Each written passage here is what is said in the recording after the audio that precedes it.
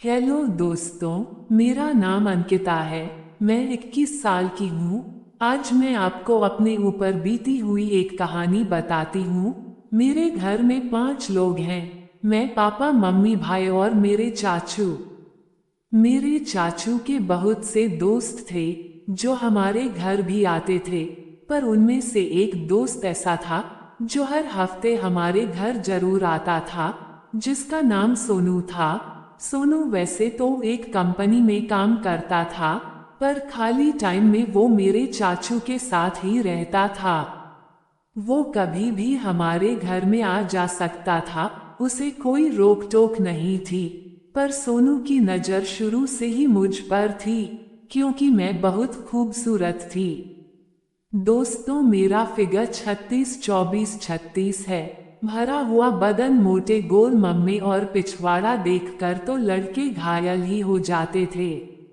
जब मैं चलती थी तो मानो कोई कयामत चल रही हो, और पीछे चलने वाले लड़कों की कोई कमी नहीं थी। पर मैं किसी को भी भाव नहीं देती थी। पर सोनू को देखकर मुझे भी कुछ होता था, क्योंकि सोनू भी बहुत सुंदर लड़का था और वो स्वभाव का भी अच्छा था।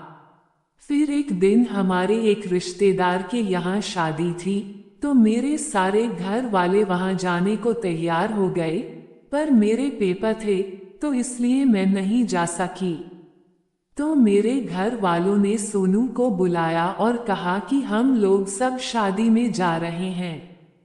अंकिता घर पर अकेली है, उसका ध्यान रखना और तुम 2 दिन यही रहना। अंकिता के पास अब क्या था? सोनू और मैं दोनों अपने मन में ख्वाब देखते लगे। फिर सब लोग चले गए और सोनू भी ऊपर छत पर जाकर लेट गया। फिर अगले दिन मैं पेपर देकर आई, तो मैं बहुत थक गई थी और काम वाली सारा काम करके और खाना बना के चली गई थी।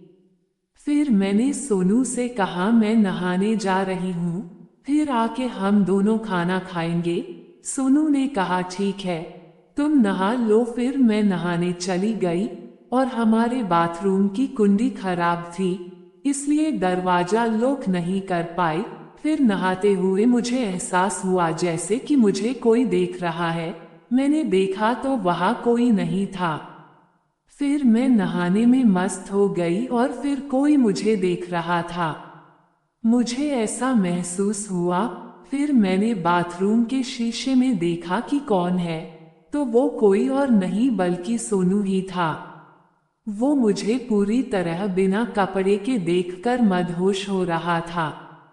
फिर मैं समझ गई कि जो मैं चाह रही थी वही सोनू भी चाह रहा था।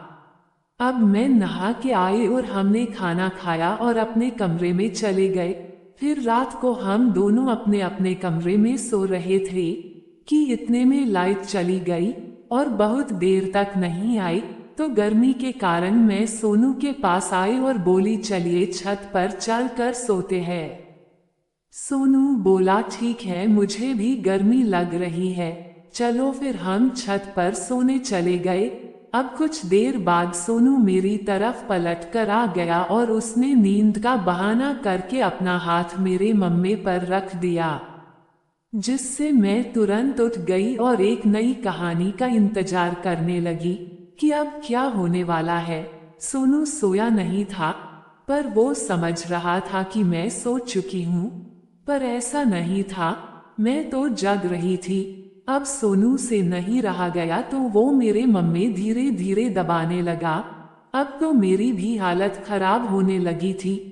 फिर सोनू मेरे और पास आ गया और मेरे पूरे शरीर पर हाथ फिराने लगा।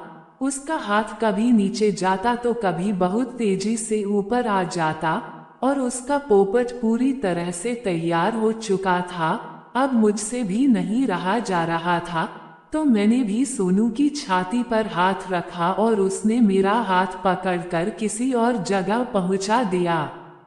अब तो मैं अपना आपा खो चुकी थी और सोनू भी पूरी तरह झटपटा रहा था। फिर क्या था, उसने तुरंत मेरे होठों को चूमना चाटना शुरू कर दिया था। उसे पता था कि ऐसा मौका फिर नहीं मिलेगा, और धीरे धीरे हमने दोनों एक दूसरे में खो गए। उसने मेरी पूरी नाइटी उतार दी और अपने भी सारे कपड़े उतार दिए। अब वो पागलों की तरह मुझे प्यार करने लगा और मैं उसका पूरा साथ दे रही थी। पूरी रात में कई बार उसने मुझे हवाई जहाज की सैर कराए और हम दोनों कई बार चरम सुख तक पहुंच गए। इस तरह मेरे चाचू के दोस्त ने मुझे मेरे ही घर में कई बार बजाया और पूरे 2 दिन तक हमने जिंदगी के पूरे मजे लिए। दोस्तों, कहानी अच्छी लगी हो तो चैनल को सब्सक्राइब करें। धन्यवाद।